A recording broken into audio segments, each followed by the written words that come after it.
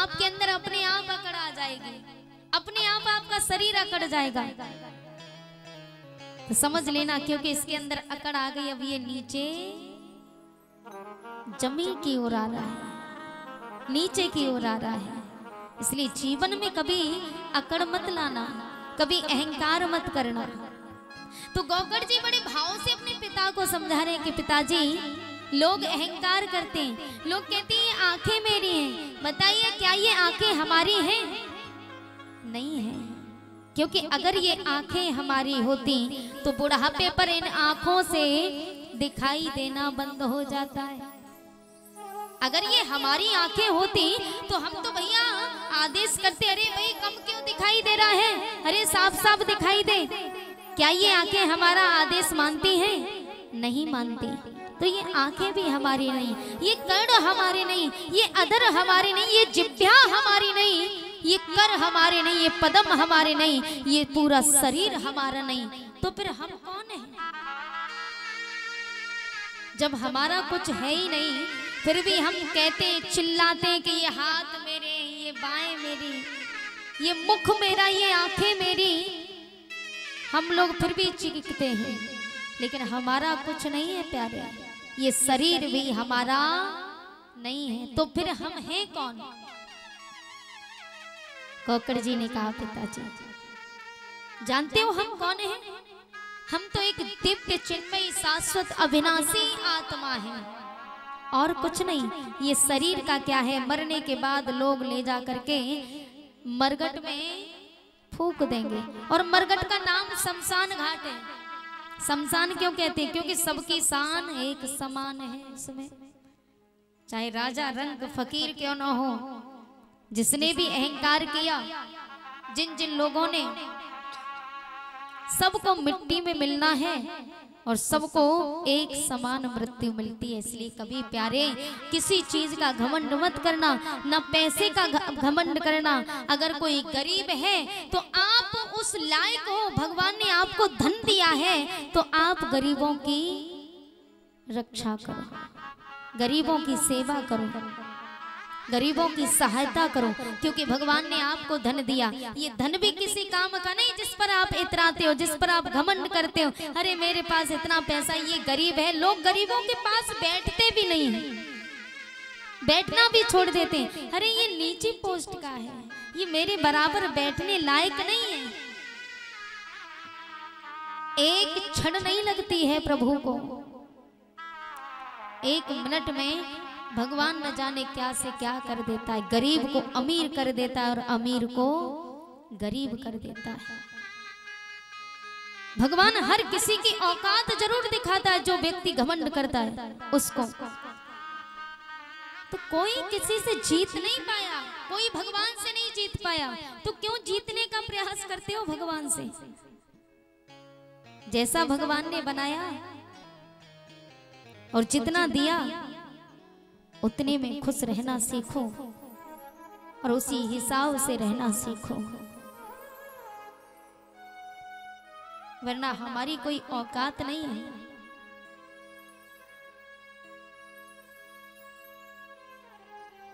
बोलिए बाके बिहारी लाल की।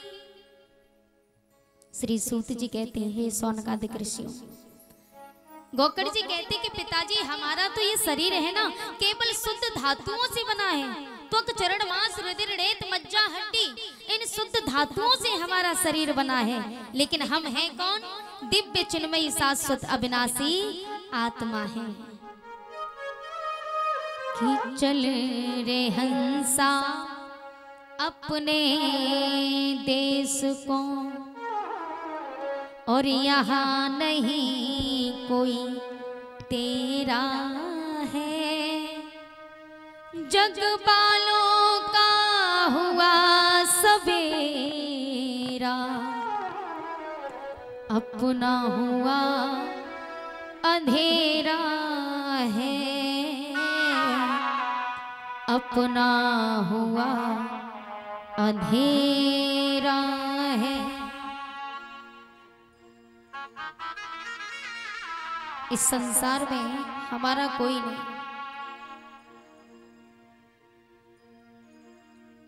गौकर्ण जी बड़े भाव से समझा रहे हैं। कहते कि पिताजी धर्म की दो बातें, धर्मम भजस्य सततम त्यजलोक धर्मः सेवस्य साधु प्रशांत जहि काम कृष्ण। एक लौकिक धर्म और एक भागवत धर्म। जो लौकिक धर्म को यानी घर गृहस्थी को त्याग करके तस्मात् के नाम पे पाए न मना कृष्णे निवेशित, हर किसी भी उपाय से किसी उपाय से गोविंद के चरणों में मन को लगा देना ही भागवत धर्म है।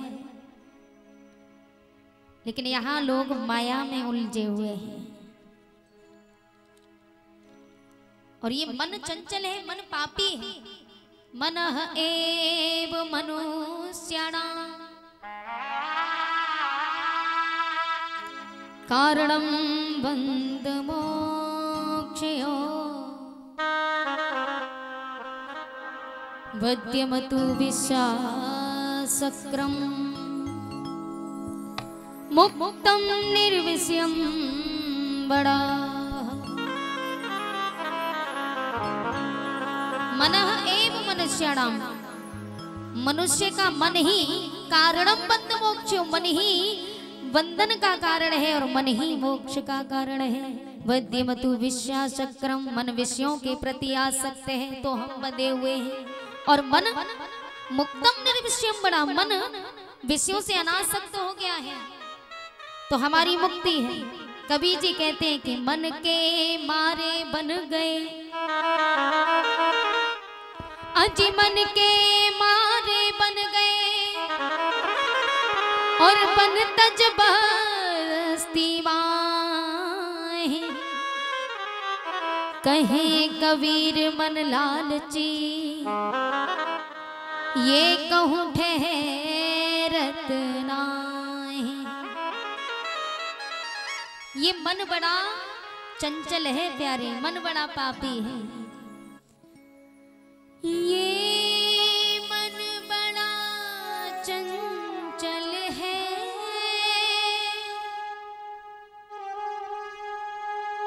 इसके से समझाऊं। ये मन बड़ा चंचल है, इसके से समझाऊं। जितना इसे समझाऊं,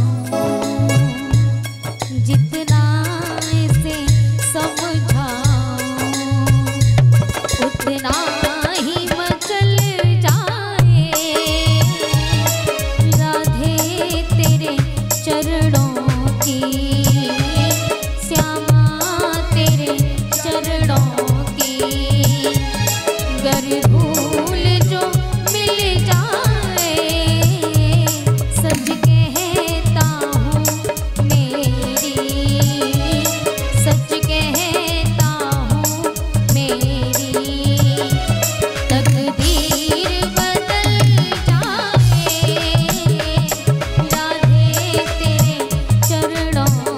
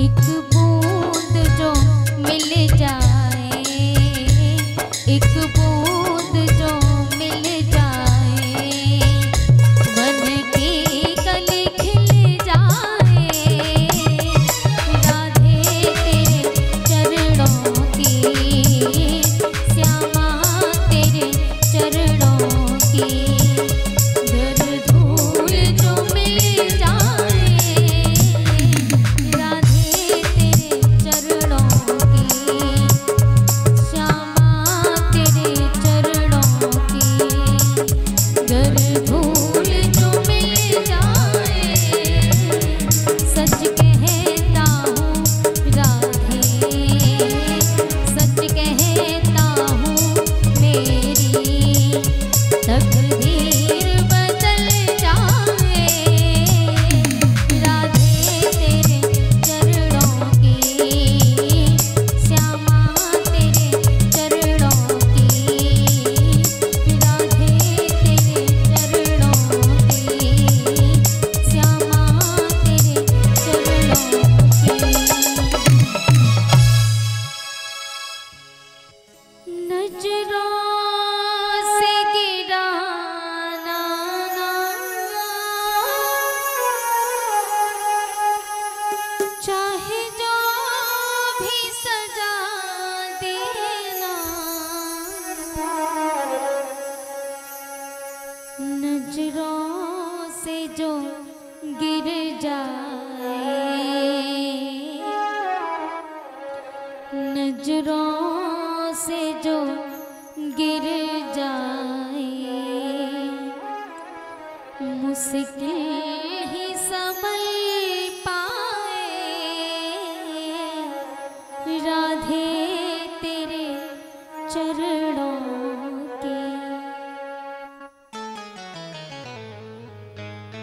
इस मन का कोई भरोसा नहीं है प्यारे, ये मन तो पापी है, ये मन तो चंचल है और एक स्थान पर कभी स्थित नहीं रहता।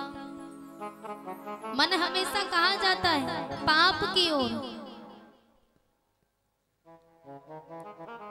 पाप पायो निधि में ये मन फंसा हुआ है। जहाँ पाप होवे वहीं ये मन पहुंच जाता है। तो मन को काबू में रखना है तो सिर्फ एक ही उपाय है, और वो उपाय कौन सा है? जब तक ये हरि की कथा चल रही है ना, तब तक कथा अमृतपान करो, और कथा ब्राह्म लगने के बाद जब आप अपने घर जाओ तो काम करो, तो भगवान का गुणगान करो, भगवान का संकीर्तन करो। झाड़ू लगाओ तो झाड़ू लगाते समय भगवान का गुणगान करो कि श्रीमन नारायण नारायण नारायण भजमन नारायण। अच्छा बोलिएगा, जोर से बोलो। आप अपने घर झाड़ू लगाओगी ना, तो झाड़ू हाथों से लगाओगे कि मुख से?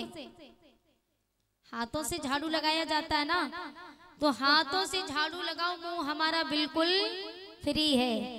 तो झाड़ू लगाते जाओ, भगवान का गुणगान करते जाओ। बर्तन साफ करो तो भगवान का गुणगान करो कि भजमन नारायण नारायण। बोलो, सच बताना। एक बात पूछूंगी आपसे, सच बताना बिल्कुल। भगवान के दरबार में बैठी हूँ, जब लड़ाई झगड़ा होता है तब इतनी तेज बोलती हूँ। आपके घर में या पड़ोसन में झगड़ा होता है तो इतनी तेजी से आवाज निकालती हो मुंह से? नहीं निकालती ना? बहुत तेज चिल्लाती होंगी तब तो। मोहल्ले में भी आवाज जाती होगी। मोहल्ले की तो छोड़ो, पूरे गांव में, अरे किसमें लड़ाई हो रही है, अरे भैया फलाने की बहू में लड़ाई हो रही है, और इतनी तेज से चिल्ला रही है और गाली तो अपार दे रही है ना। तो लड़ाई के समय इतनी आवाज, और भगवान के नाम में बिल्कुल मरे मरे आवाज निकालो। तो जोर से बोलो कि भजमन नारायण। पीछे बालो, कुछ कमा के खा लो, ऐसे काम नहीं चलेगा। और ऊंचे ऊंचे हाथ उठा करके, बिल्कुल ऊंचे हाथ उठाओ। कहते हैं कि जो जितने ऊंचे हाथ उठाएगा वो उतनी जल्दी ऊपर जाएगा। अरे नहीं भैया, वहां नहीं, तरक्की की ओर, भगवान के दरबार में नहीं, अभी नहीं भेजेंगे, है ना। तो तरक्की की ओर जाओगे तो एकदम सीधे हाथ उठा लीजिए। आप भी उठा लो, ऐसा मालूम पड़ रहा है बारात में आए हो, है ना। तो सभी देखिए, भगवान का नाम है, कोई बुराई की बात नहीं। ऊंचे ऊंचे हाथ उठा करके सभी एक साथ में और बोलिएगा, आप भी बोलो कि भज मन नारायण नारायण, बोलो नारायण। पीछे वाले पक्के रावण के खानदान के बैठे, इसीलिए नहीं बोल रहे कि भज मन नारायण नारायण नारायण, बोलो नारायण नारायण नारायण, श्रीमन नारायण नारायण नारायण, श्रीमन नारायण नारायण नारायण। जो नारायण नाम लेते हैं,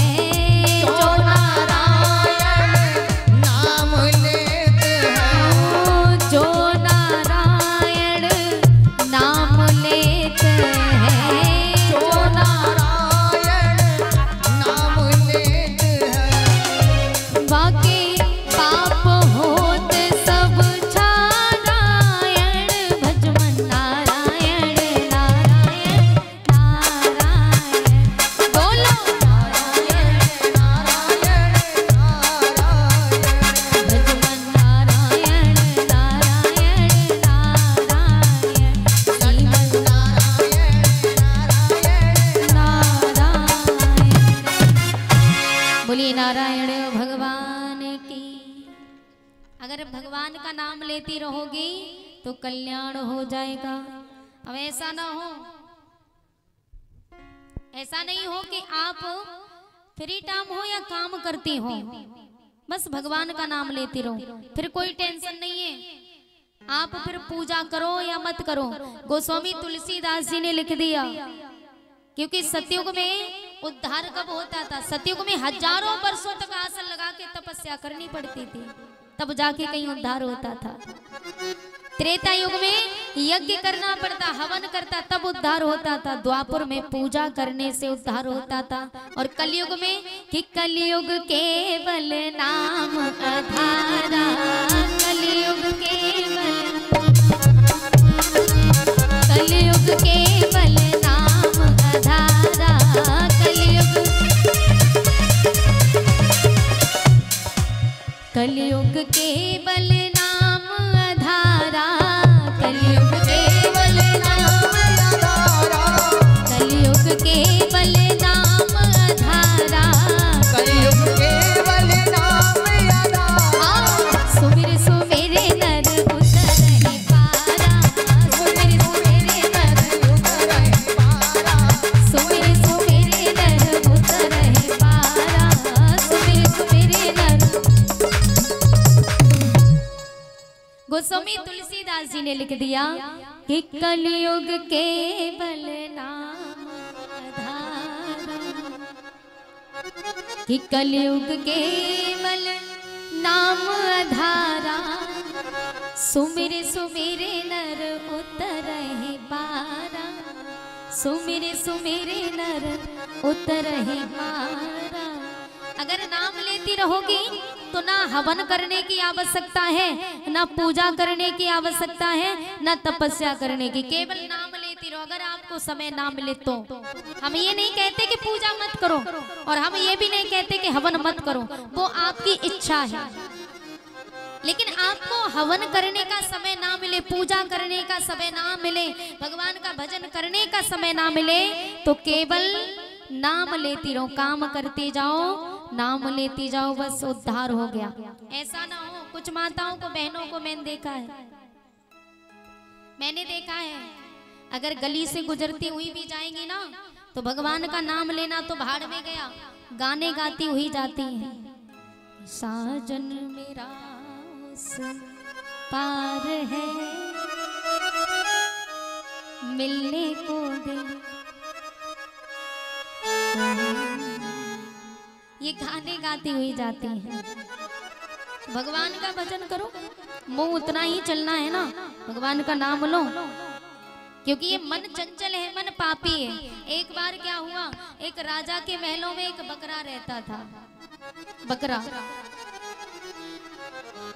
राजा ने कहा भैया, ऐलान किया कि जो भी हमारे इस बकरे को झिका के लाएगा हम उसे आधा राज्य पाटदान कर देंगे। अब आधे राज्य का लालच आ गया, बोले भैया हम लाएंगे हम लाएंगे, एक एक करके सब तैयार हो गए। महाराज ने कहा बोले सबको मौका दिया जाएगा, लेकिन जिसने भी नहीं झिका पाया उसको जेल में बंद कर देंगे। बोले ठीक है, तैयार हो गए। पहले दिन पहला मंत्री लेके गया, बकरे को जंगल में लेके गया, सुबह से लेके शाम तक इतनी घास खिलाई, इतनी घास खिलाई कि उसका इतना पेट निकल आता है। और जब पेट निकल आया, घास खाना छोड़ दिया। शाम को दरबार में बकरे को पेश किया, महाराज हम आपके बकरे को झिका लाए। झिका लाए? हाँ। राजा ने जैसी थोड़ी सी घास सामने डाली, बकरे ने तुरंत उसमें मुंह मार दिया। बकरे की आदत है मुंह मारने की भैया, कितना भी आप उसको खिलाना, लेकिन मुंह मारने की आदत नहीं जाएगी। राजा ने उसको उठा करके जेल में बंद कर दिया। बारी बारी से सबने यही किया, सबके साथ ऐसा ही होता गया। एक दिन एक संत जी आए, संत जी ने आकर के कहा महाराज हम आपके बकरे को झिका के लाएंगे। ये बात कही तो उसी समय संत जी बकरे को लेकर के गए जंगल में, थोड़ी बहुत घास खिलाई, और थोड़ी बहुत घास खिलाने के बाद में जैसे ही वो बकरा घास खाता था तो संत जी के पास में एक लाठी थी। जैसे ही बकरा घास खाता तो संत जी उसके मुंह में खींच के लाठी मारते। बकरा खड़ा हो गया, थोड़ी देर खड़ा रहा, फिर घास खाने के लिए आगे मुंह बढ़ाया तो संत जी ने फिर उसके मुंह में लाठी दी। माने जब जब वो बकरा घास खाता था तब तब संत जी उसके मुंह में लाठी मारते। तो बकरा समझ गया कि मैं जब घास खाता हूं तभी मेरे मुंह में लाठी पड़ती है, तो उसने घास खाना ही छोड़ दिया। अब संत जी शाम हुई तो बकरे को राजा के दरबार में पेश करते हैं। बोले महाराज हम आपके बकरे को झिका लाए। राजा ने कहा आज तो इसका पेट भी पिचका हुआ है। बोले कोई बात नहीं। राजा ने जैसी थोड़ी सी घास डाली, अब संत जी लाठी लेके तैयार खड़े हैं बकरे के सामने, और बकरे ने देखा कि घास तो पड़ी है, फिर खाऊंगा तो फिर मेरे मुंह में लाठी पड़ेगी, इसलिए बकरा घास की तरफ मुंह करने की बजाय पीट करके खड़ा हो गया। राजा ने कहा ये सब कैसे हुआ? संत जी ने कहा ये जब जब घास खाता था तब तब मैं इसके मुंह में लाठी मारता, ये समझ गया। इसलिए प्यारे हमारा मन क्या है? मन रूपी बकरा है, और मन रूपी बकरे में जब तक सत्संग रूपी लाठी नहीं पड़ेगी ये सुधरने वाला नहीं है। बोलो राधे राधे। कि ओ पापी मन कर ले भजन, ओ पापी मन कर ले भजन,